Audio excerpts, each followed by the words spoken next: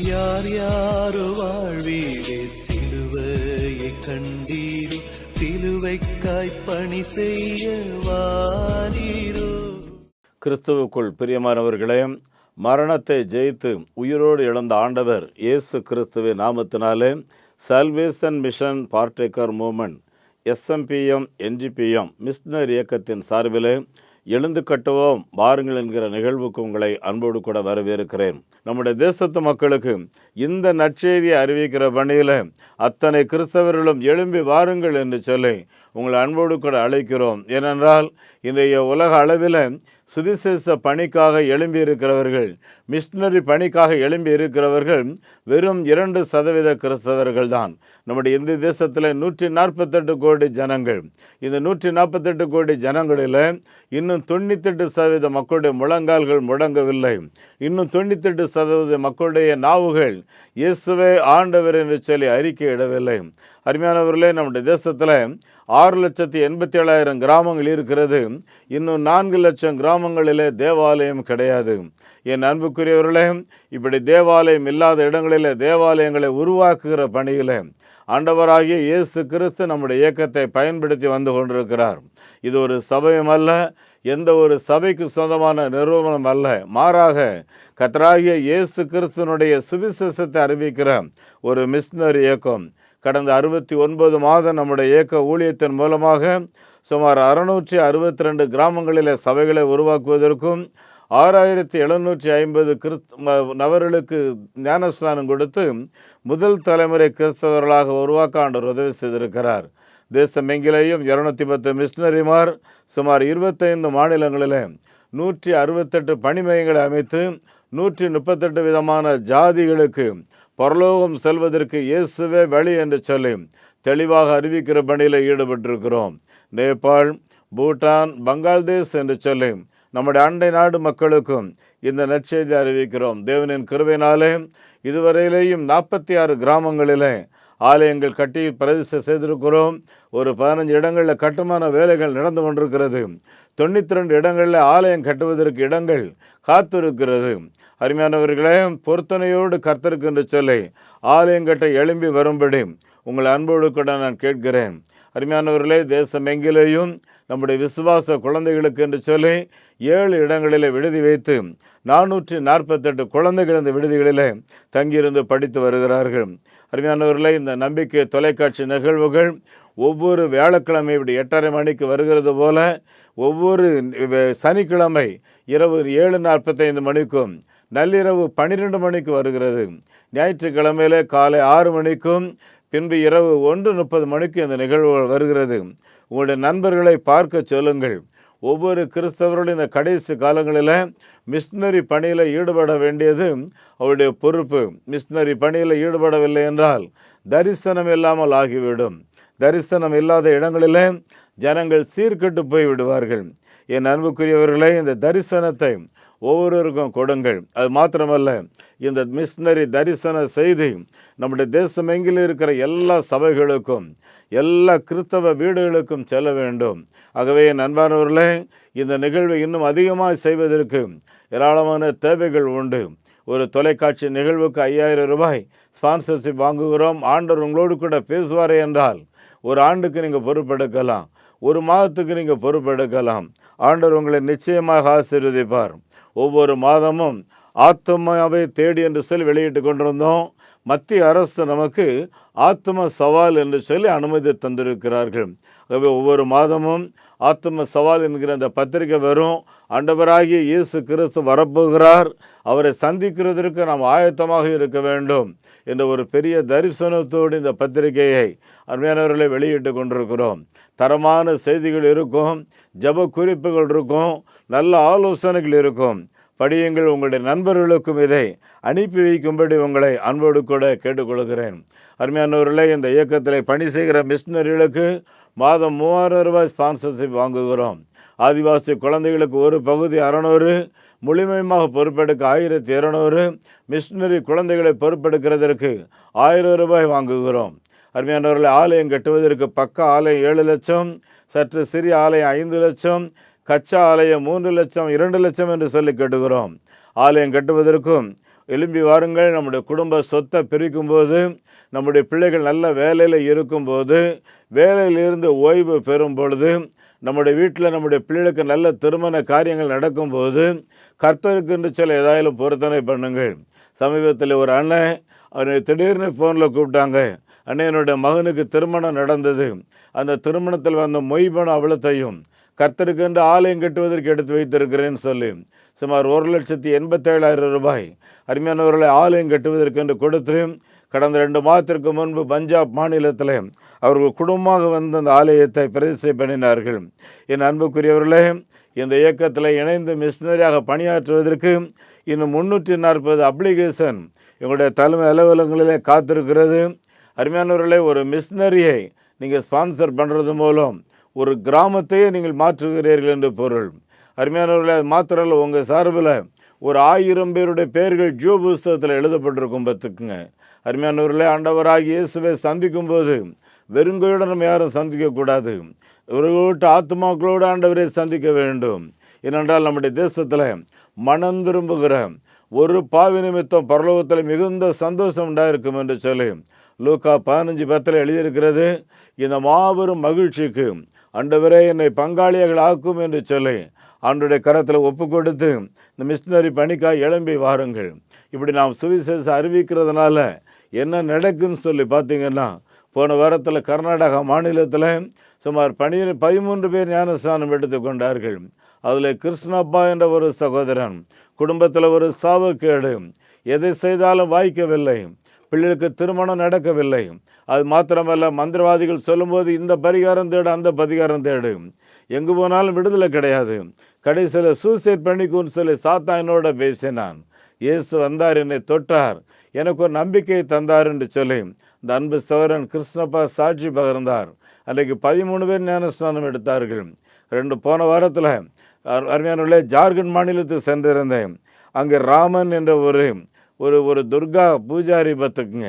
ஆண்டவரே, அந்த பகுதியில் ஒரு பிரபலமானவர், அவர் ஆண்டவரை சொந்த ரட்சகராக ஏற்றுக்கொண்டு எனக்கு ஞானஸ்நானம் வேணும்னு சொல்லி வந்தார். பார்த்துக்குங்க. அவர்கிட்ட கேட்டோம், நீங்கள் ஏன் ஞானஸ்நானம் எடுக்கணும், ஏன் இவ்வளோ அவசரம்னு சொல்லி கேட்கும்போது சொன்னார், ஐயா, காத்திருக்க முடியாது, நான் பரலோகம் செல்ல வேண்டும். இந்த வாழ்க்கை இன்றைக்கு இந்த பூமியில் முடியுமே என்றால் நான் இயேசுவின் பாதத்தில் நான் கண்களை திறக்க வேண்டும். என் அன்புக்குரியவர்களே, இந்த பாவ மன்னிப்பின் நற்செய்தியை நம்முடைய தேசம் எங்கிலேயும் அறிவித்தமை என்றால் ஏராளமான மனிதர்கள் ஒரு புதிய நம்பிக்கை பெறுவார்கள், வாழ்க்கையில் ஒரு விடுதலை பெறுவார்கள், ஒரு சமாதானத்தை பெறுவார்கள். இந்த நற்செய்தி அறிவிக்கிறதுல முந்திக்கொள்ளும்படி உங்களை அன்போடு கூட நான் கேட்டுக்கொள்கிறேன்.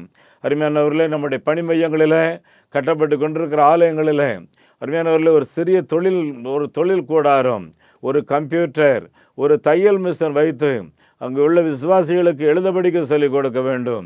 நம்முடைய விடுதி குழந்தைகளுக்கு ஒரு தையல் மிஷின் வைத்து அந்த குழந்தைகள் ஒரு தொழில் கல்வியை கற்றுக்கொள்ள வேண்டும். இந்த காரியங்களை செய்வதற்காக இங்கே ஜெபம் பண்ணி கொள்ளுங்கள். மகாராஷ்டிரா நந்தூர்பார் என்ற இடத்துல டாக்டர் கிறிஸ்டியம்மா நினைவு ஒரு மிஷினரி கேம்ப் நிர்வாகி கொண்டிருக்கிறோம். அதில் ஒரு ஹாஸ்டல் கட்டடம் கட்டுகிறோம். இந்த ஹாஸ்டல் கட்டடம் கட்டுவதற்கு 15க்கு 10 1 லட்சம் ரூபாய் தேவை. ஆண்டவர் உங்களோட பேசுவார் என்றால் நீங்கள் தாங்க உங்கள் பேர் அந்த இடத்துல எழுதி வைத்துப்பட்டு இந்த குழந்தைகளை அந்த மக்களுக்காக ஜெபம் பண்ணுவாங்க. அருமையானவர்களே, இந்த ஹாஸ்டல் உருவாக்க மெயின் நோக்கம் மகாராஷ்டிராவிலே அருமையானவர்களே பௌரா என்ற ஒரு மக்கள், இன்னும் பீல் என்ற ஒரு மக்கள் கூட்டங்கள். பீல் என்ற மக்கள் மாற்று வஸ்திரம் கிடையாது. பௌரா என்ற மக்கள் 10-12 வயசில் பொம்பளை பிள்ளைகளுக்கு கல்யாணம் பண்ணிடுவாங்க, காலில் ஒரு விலங்கு மாட்டிடுவாங்க. அவங்க கணவர் அவங்களை விட்டு போயிட்டா, இல்லைன்னா இறந்து போயிட்டா, இந்த பெண் பிள்ளைகள் ஒரு அபலையாக ஒரு விபச்சாரியாக மாற்றப்படுகிறார்கள். என் அன்புக்குரியவர்களே, இந்த குழந்தைகளுக்கு கல்வி கொடுக்க வேண்டும். ஆகவே இப்படிப்பட்ட பணியில் ஈடுபட உங்களை அன்போடு கூட நான் அழைக்கிறேன். அருமையானவர்களே, நம் ஆண்டவராகிய இயேசு கிறிஸ்து, யாரை நான் அனுப்புவேன், யார் என் காரியமாய் போவான் என்று சொல்லி ஒரு கதறலோடு கூட இருந்து கொண்டிருக்கும்போது சேகன் பால்க் என்ற ஒரு மிஷினரி சொன்னார், ஆண்டவரே, என்னை இந்தியாவுக்கு அனுப்பும், நான் இந்திய மக்களுக்கு உடைய நற்செய்தியை சொல்ல விரும்புகிறேன், இந்த பாவ மன்னிப்பின் செய்தியை சொல்ல விரும்புகிறேன் என்று சொல்லி அவர் ஒரு பெரிய சேலஞ்சோடு ஜெபித்து நம்முடைய இந்திய தேசத்துக்கு வந்தார். வில்லியம் கேரி இந்திய தேசத்தின் படத்தை வைத்து ஒவ்வொரு நாளும் கண்ணீரோடு ஜெபம் பண்ணுவார், ஆண்டவரே, இந்த தேசத்தை எனக்கு தாரும், விதவைகள் உடன்கிட்ட ஏறுகிறார்களை மாற்றி தாரும், குழந்தைகளை தெய்வத்துக்கு கொடுக்குறோன்னு சொல்லி பலி கொடுக்குறாங்களே, இந்த நிலைமையை மாற்றித்தாரும் என்று சொல்லி கண்ணீரோடு ஜெபம் பண்ணி கொண்டிருப்பாராம். என் அன்புக்குரியவர்களே, நம்முடைய தேசத்தில் நடக்கிற இந்த ஊழியங்களிலே அருமையானவர்களே, நீங்கள் எவ்வளோ நேரம் ஜெபம் பண்ணுறீங்கன்னு யோசித்து பாருங்கள். தொலைக்காட்சியில் பேசுகிற நிறைய பேர் கர்த்தருடைய வேலையை செய்கிறோம், மிஷினரி பணி செய்கிறோம், எங்களுக்கு காணிக்க கொடுங்கன்னு சொல்லி பலர் கேட்குறாங்களே, நாங்கள் யாருக்கு கொடுக்குறோன்னு சொல்லி கேட்குறாங்க. நான் உங்ககிட்ட சொல்கிறதெல்லாம் வந்து பாருங்கள், மிஷினரி பணித்தளங்களை வந்து பாருங்கள், ஊழியங்களுக்காக ஜெபியுங்கள். நீங்கள் கொடுக்குற ஒவ்வொரு காணிக்கைகளும் 99% பணி மையங்களுக்காக செலவு பண்ணுகிறோம். இந்த பத்திரிகை செலவை தவிர எல்லா பணங்களையும் அப்படியே பணி மையங்களுக்காக அருமையானவர்களே நாங்கள் செலவு பண்ணி கொண்டிருக்கிறோம். ஆகவே ஜெபித்து கொள்ளுங்கள், ஆண்டவர் உங்களை ஏவுகிறபடி நடத்துங்கள். இந்த இயக்கத்தை ஸ்பான்சர் செய்வதற்கு எங்களுடைய அக்கௌண்ட் நம்பரை குறித்து வைத்துக் கொள்ளுங்கள். நெகேமியா New Generation Partaker Moment, State Bank of India account number 42 17 80 20 691, IFSC code SPIN 0061767. அதோடு கூட Salvation Mission Partaker Moment SMPM Canara Bank account 12 00 35 54 94 90, IFSC code CNRP 0005652. அருமையானவர்களே, எங்களுடைய தொலைபேசி எண் 9043867550 9447375550. என் அன்பானவர்களே, இந்த நாளில் உங்களோடு கூட இந்த நாள் நற்செய்தி அறிவிக்கிற நாள் என்கிற பொருளில் சில குறிப்புகளை பகிர்ந்து கொள்கிறேன். யார் யார் நற்செய்தி அறிவிக்க வேண்டும் என்று கேட்போமே என்றால், உலகில் பிறந்த ஒவ்வொரு கிறிஸ்தவர்களுக்கும் ஆண்டவர் கொடுத்திருக்கிற அழைப்பு, நீங்கள் உலகமெங்கிலையும் புறப்பட்டு போங்கள், சர்வ சிருஷ்டிக்கும் இந்த சுவிசேஷத்தை பிரசங்கம் பண்ணுங்கள் என்று சொல்லி ஆண்டவர் ஒவ்வொரு கிறிஸ்தவர்களுக்கும் சொல்லியிருக்கிறார். அது மாத்திரமல்ல அன்புக்குரியவர்களே, மனம் திரும்புதல், பாவ மன்னிப்பு எருசலேம் தொடங்கி சகல தேசத்தவர்களுக்கு சொல்ல வேண்டும். அன்புக்குரியவர்களே, சற்று யோசித்து பாருங்கள், நம்முடைய பாவங்களை ஆண்டவர் என்றைக்கு மன்னித்தார்? பாவ மன்னிப்பு நிச்சயத்தை நாம் பெற்றுக்கிறோம் என்றால் இந்த இயேசு கிறிஸ்துவனுடைய நற்செய்தி அறிவிக்காமல் நம்மால் அமைதியாக இருக்கவே முடியாது. அருமையானவர்களே, சாது சுந்தர் சிங் என்ற ஒரு மனுஷர் மிகவும் தெய்வ பக்தியிலே வளர்க்கப்பட்டு கொண்டிருந்தார். திடீர்னு அவங்க அம்மா இறந்து போனாங்க. வாழ்க்கையில் நிம்மதி கிடையாது. புதிய ஏற்பாடை தீயிட்டு வைத்து கொளுத்தின அந்த நபருக்கு எங்கே உண்மையான கடவுள்? அப்படி இருக்கிற வேளையில் தான் ஒரு நாள் காலையில் 5 மணிக்கு இயேசு கிறிஸ்துவரை சந்தித்தார். சந்தித்த உடனே உள்ளத்தில் ஒரு பெரிய மகிழ்ச்சி, பாவமெல்லாம் மன்னிக்கு போய்விட்டது, எல்லா அக்கிரமும் என்னை விட்டு அகன்று போய்விட்டது என்று சொல்லி ஒரு விடுதலையோடு நான் இயேசுவை கண்டுகொண்டேன் என்று சொல்லி வீடு வீடாக சொல்ல ஆரம்பித்தார். என் அன்புக்குரியவர்களே, இந்த மாபெரும் நற்செய்தி என்பது இருதயத்தில் ஏற்படக்கூடிய ஒரு மாற்றத்தின் விளைவு. பார்த்துக்குங்க, நம்முடைய இருதயத்தில் பாவ மன்னிப்பு நிச்சயம் வந்துச்சுன்னா நம்ம யாராலும் சும்மா இருக்கவே முடியாது. ஆஸ்வாட் ஜே ஸ்மித் என்ற கனடா தேசத்தின் ஒரு மிஷினரி, ஒரு போதகர் சொல்கிறாரு, உன்னுடைய ஹார்ட் மட்டும் கன்வெர்ட் ஆகிரும்னா உன் வாழ்க்கை முழுவதுமே திறந்த புஸ்தகமாக மாறிடும்னு சொல்கிறாரு. பார்த்துக்குங்க, என் அன்புக்குரியவர்களே, நம்முடைய வாழ்க்கையில் மாற்றப்பட்ட அனுபவம் இருக்கிறதா என்று சொல்லி யோசித்து பாருங்கள். இந்த பாவ மன்னிப்பு இன்றைக்கு இலவசம். யார் யாரெல்லாம் அவர்கிட்ட வர்றாங்களோ அவங்களுக்கு அவர் இலவசமாக கொடுக்குற ஆசையோடு காத்திருக்கிறார். அமெரிக்காவில் ஆண்ட்ரூ ஜாக்சன் என்பவர் ஜனாதிபதியாக இருக்கும்போது ஒருவன் ஒரு கொலையை செய்து விடுகிறான். ஆகவே அவனுக்கு கோர்ட் மரண தண்டனை கொடுக்கிறது. அந்த குடும்பத்து பிள்ளைகள் ஜனாதிபதிக்கு கருண மனு கொடுக்கிறார்கள். ஜனாதிபதி அவர்களெல்லாம் விசாரித்து பார்க்குறாரு, இது ஒன்றும் கொலைகார குடும்பம் கிடையாது, ஏதோ ஏதையாச்சும் நடந்திருக்கு, ஆகவே இவனுக்கு நான் மன்னிப்பை கொடுக்கிறேன் என்று சொல்லி ஒரு மன்னிப்பு கடிதத்தை எழுதி அந்த ஜெயிலர் மூலமாக அதை அனுப்பி வைக்கிறார். என் அன்பானவர்களே, ஒவ்வொரு முறையும் ஜெயிலரை பார்க்கும்போது பல்ல கடிச்சுக்கிட்டு நிற்பான். பார்த்துக்குங்க, அன்றைக்கி சொல்கிறாரு, பிரசிடென்ட்னு உனக்கு ஒரு கடிதம் இருக்குப்பா. சொன்ன உடனே என்ன சொல்கிறேன், அந்த கொலைகாரன் எனக்கு மரண தண்டனை நிறைவேற்றுவதில் கடிதம் அனுப்பியிருப்பான்னு சொல்லி இந்த கடிதத்தை வாங்கி கிழித்து எரிந்து விடுகிறான். என் அன்புக்குரியவர்களே, அமெரிக்க ஜனாதிபதி உலகிலேயே அதிக அதிகாரம் பெற்றவர். அவருடைய கடிதம் அவமதிக்கப்பட்டு விட்டது. இது ஒரு நாட்டுக்கு ஒரு அவமானமான காரியம் என்று சொல்லி எல்லா சட்ட வல்லுநர்களும் பேச ஆரம்பித்தார்கள். ரிட்டையர்டான நீதிபதிகள் கூட ஆரம்பித்தார்கள். கடைசியாக அங்கே என்ன கேள்வின்னா, இப்போ நம்ம ஜனாதிபதி மன்னிச்சு அவனுக்கு கடிதம் அனுப்பிச்சிட்டாரு. ஆனால் மன்னிக்க பெற வேண்டிய அவன் அதை துச்சமாக மன்னித்து கடிதத்தை அலட்சியம் பண்ணி கிழிச்சு போட்டுட்டான். இப்போ நம்ம என்ன செய்யலாம் அப்படி இருந்து யோசித்துக்கிட்டு இருக்கும்போது, அருமையானவர்களே, ஒரு தலைமை நீதிபதியாக இருந்தவர் ரிட்டையர்டு ஜட்ஜி எழும்பி என்ன சொன்னார் தெரியுமா? நம்முடைய ஜனாதிபதி மன்னிச்சிருக்கலாம், ஆனால் மன்னிப்பை ஏற்றுக்கொள்ள வேண்டிய மகனுடைய இருதயம் அதற்கு ஆயத்தமாக இல்லை. ஆகவே ஏற்கனவே நம்முடைய கோர்ட் தீர்மானித்தபடி அவனுக்கு மரண தண்டனையை நிறைவேற்றுங்கள் என்று சொல்லி அவர் டிக்ளேர் பண்ணி 24 ஹவர்ஸுக்குள்ளே அவனை தொங்க விடுங்கன்னு சொல்லி.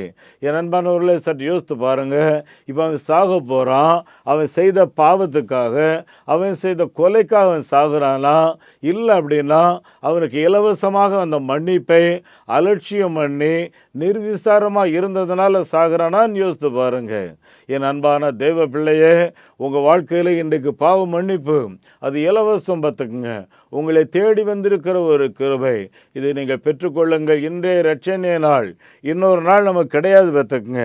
ஆகவே என் அன்பானவர்களே, இந்த பாவ மன்னிப்பு நிச்சயம் நம்முடைய வாழ்க்கையில் இருக்கும்னா வாழ்க்கையில் ஒரு பிடிப்பு வந்துடும். ஒரு தேவனுடைய மனிதர் சொல்கிறாரு, வாழ்க்கை என்பது வாழ்வதற்கு, வாழ்க்கை என்பது தேவனை கண்டுகொள்வதற்கு, வாழ்க்கை என்பது தேவனை அனுபவ ரீதியாக அனுபவித்து கொண்டே இருக்கிறதற்கு என்று சொல்லி. இதில் தான் மெய் சமாதானம் இருக்குது. உங்கள் வாழ்க்கையில் மெய்யான சமாதானம் இந்த வாழ்க்கையை உண்மையான வாழ்க்கையாக, ஒரு மகிழ்ச்சிகரமான வாழ்க்கையாக கடத்தி கொண்டிருக்கிறீங்களான்னு யோசித்து பாருங்கள். 42 வருஷம் ஆச்சு. பாவ மன்னிப்பு நிச்சயத்தை பெற்ற நாள் தொடக்கம் ஒரு அர்த்தமுள்ள வாழ்க்கை வாழ வேண்டும் என்று சொல்லி இந்த அர்த்தமுள்ள வாழ்க்கைக்காய் வாழ்ந்து கொண்டிருக்கிறேன்.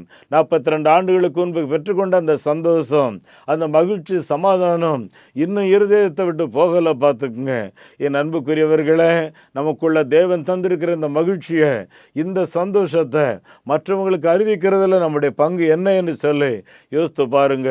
டாக்டர் சாமுவேல் கமலேசன் அவர்களோட ஏறத்தாழ 38 ஆண்டு காலம் நான் அவர்களோட சேர்ந்து ஊழியம் செய்திருக்கிறேன்.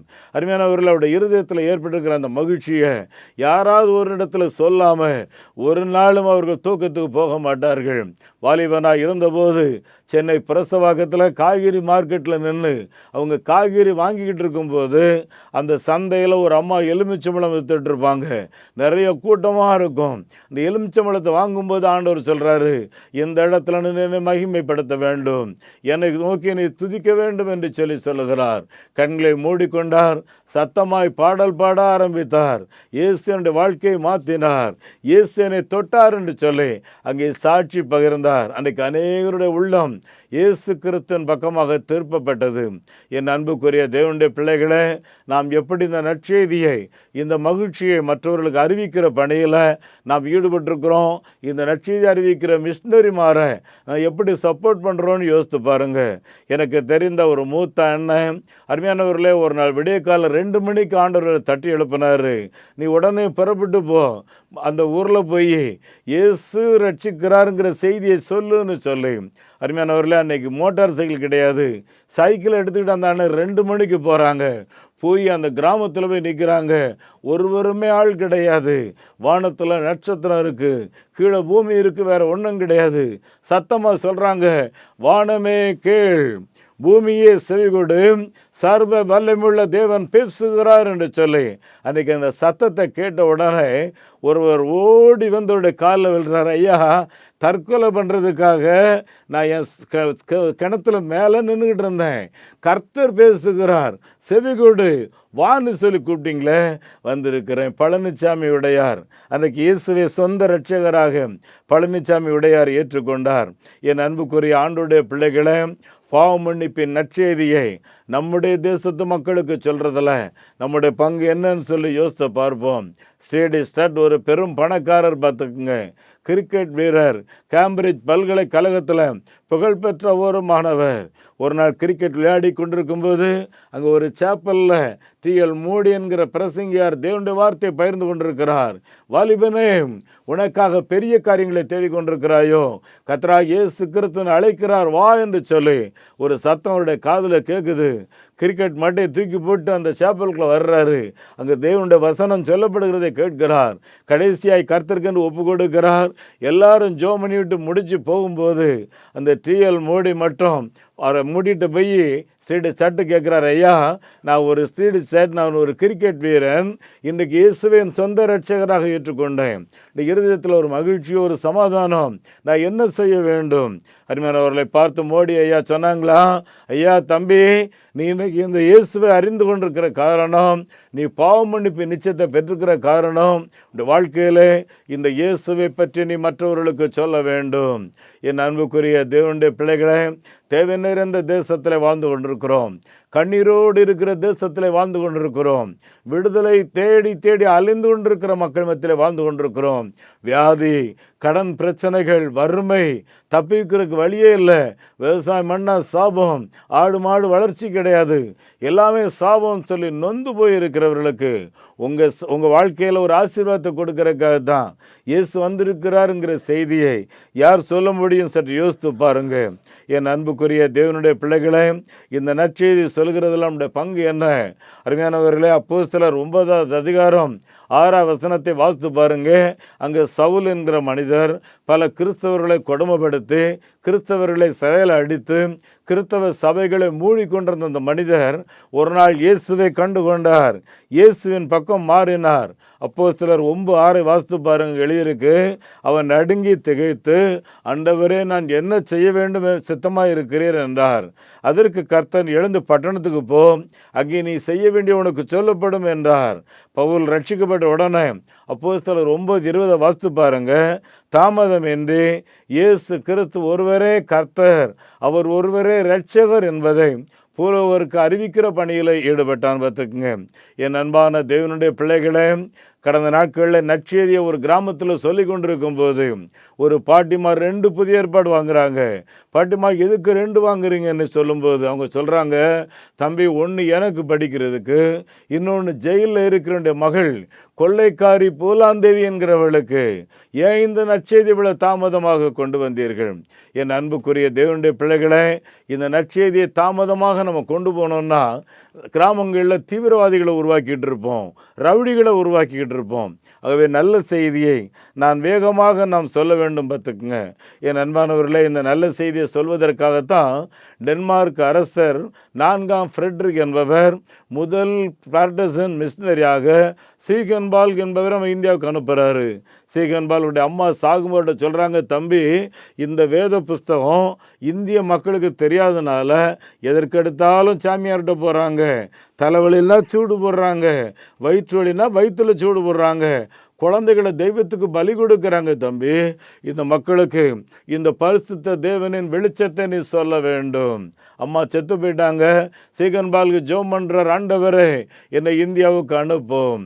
அருமையானவர்களே, டென்மார்க் அரசர் 4ஆம் ஃப்ரெட்ரிக் ஒரு அனௌன்ஸ்மெண்ட் சொல்கிறாரு, இந்தியாவுக்கு மிஷினரியாக போகிறவங்க யாராவது இருந்தால் தொடர்பு கொள்ளுங்கன்னு சொல்லி ஒரு ஜெர்மானியன் ஜெபம் பண்ணி கொண்டிருக்கிறான் என்கிற செய்தி வரும்போது அவனை ஸ்பான்சர்ஷிப் எடுத்து ஜெர்மன் அரசருக்கு கடிதம் அனுப்பி அவனுடைய அரண்மனையில் பயிற்சி கொடுத்து இந்தியாவுக்கு முதல் மிஷினரி அனுப்பி வைத்தார். என் அன்புக்குரிய ஆண்டுடைய பிள்ளைகளை, அவர் மொழிபெயர்த்த வேத புஸ்தகத்தை தான் நம்ம இன்னைக்கு வரைக்கும் படிச்சுக்கிட்டு இருக்கிறோம். பார்த்துக்குங்க.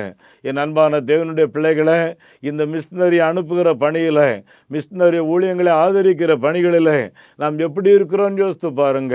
ஸ்ரீடி ஸ்டட் என்ற தேவனுடைய மனிதர் இயேசுவை சொந்த இரட்சகராக ஏற்றுக்கொண்ட உடனே சொல்கிறாரு, அநேக ஊழியர்களுக்கு வேலை கிறிஸ்தவ கோயில்களில் பிரசங்கம் பண்ணுறதும் சில கிறிஸ்தவ வீடுகளை சந்திக்கிறதும் தான் ஊழியம் நினச்சிட்டு இருக்காங்க.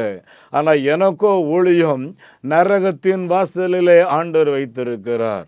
என் அன்புக்குரியவர்களே, ஒருவர் கூட நரகம் போகணுங்கிறது ஆண்டுடைய விருப்பம் கிடையாது. எல்லாரும் மனம் திரும்பணும், எல்லாரும் ரட்சிக்கப்படணும், எல்லாரும் பரலோக பரலோகம் வரணுங்கிறது தான் ஆண்டோடைய விருப்பம் பார்த்துக்குங்க. ஆகவே என் அன்புக்குரியவர்களே, ஸ்ரீடி ஸ்டட்டை போல ஒருவர் கூட நரகம் போகக்கூடாது என்று சொல்லி நான் கண்ணீரோடு நாம் செபிக்க வேண்டும். ஜெபித்து மிஷனரி பணியில் நாம் ஈடுபட வேண்டும்.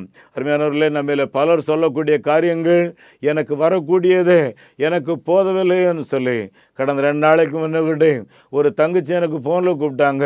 ஐயா, நான் இப்போ தான் வேலைக்கு சேர்ந்துருக்கேன். எனக்கு சின்ன வயசுல ஒரு ஆசை, நான் கர்த்தருக்கென்று ஒரு ஆலயம் கட்ட வேண்டும்.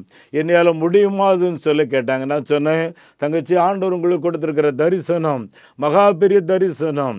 ஆண்டவர் உங்கள் மூலம் ஒரு ஆலயம் இல்லை, 100 ஆலயத்தை ஆண்டவரால் கட்ட முடியும் என்று சொல்லி என் அன்புக்குரிய தேவனுடைய பிள்ளைகளை தங்கச்சி சொன்னாங்க, எனக்காக ஜெபம் பண்ணிடுங்க ஐயா, நான் இப்போ ஒரு சின்ன காணிக்கை அனுப்பி வைக்கிறேன்னு சொல்லி உடனே அனுப்பி வச்சுருந்தாங்க. என் அன்பானவர்களே, இந்த நற்செய்தி பணியில் நம்ம ஈடுபட்டால் நமக்கு ஒரு பெரிய ஆசீர்வாதம் காத்திருக்கு பார்த்துக்குங்க. இந்த வேத புஸ்தகத்தில் எனக்கு போக மீதி இருந்தால் தான் நான் கடவுளுக்கு கொடுக்க முடியும் அப்படின்னு சொல்லி எங்கேயுமே எழுதப்படலை. நம்ம கையில் என்ன இருக்கோ அதை நாம் கர்த்தருக்கென்று சொல்லி கொடுக்க வேண்டும். 5 அப்பம் 2 மீன் அந்த சின்ன பையன் சாப்பிட்றதுக்கு அவங்க அம்மா அப்பா கொடுத்து விட்டாங்க.